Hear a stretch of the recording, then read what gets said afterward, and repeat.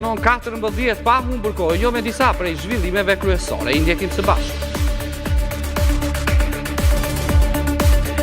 Vjojnë debatet në Kuvendin e Shqipërisë ku kryedemokrati Berisha ka ngul për masakrën zgjedhore të 11 majit që sipas tij u damkos, por socialistët i vunë duke se humbja madhështore e tij u konfirmua dhe nga procesi i rinumërimit, debate dhe për avokatin e popullit.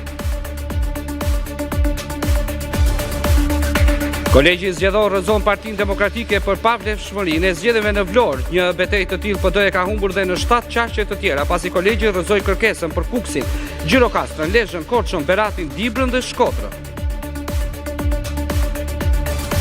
Ilir Meta kërkon liri në GKK dhe pas depozitimit nga SPAK episodi të ri të korrupsionit me dyshimet se çifti ka përdorur një kartë bankare të dhënë nga biznesmeni Shatku. Sipas mbrojtjes Meta s'kishte dieni, madje kërkoi divorcin pasi nga kontrollet në shtëpinë e nënës së kryemadhit u gjet një nga këto karta. Në prag të protestës së paralajmëruar më 28 qershor, studentët të Serbi dhanë një ultimatum presidentit Vučić, duke i kërkuar që të shpallë zgjedhjet e parakohshme ose do të përballet me mosbindje civile. Lideri suprem i Iranit u drejtua popullit me një mesazh përmes medias shtetërore duke uruar përfitore ndaj regjimit izraelit.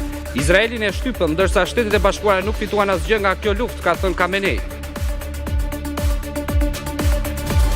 Paga e majme nga arabët po të ndonë Ylber Ramadanin të largohet nga Serie A. Enea Mia ndërkohë kërkohet nga 2 klube të kampionatit italian, ndërsa marrashkumblla mund të kthehet në çështjet e Roma.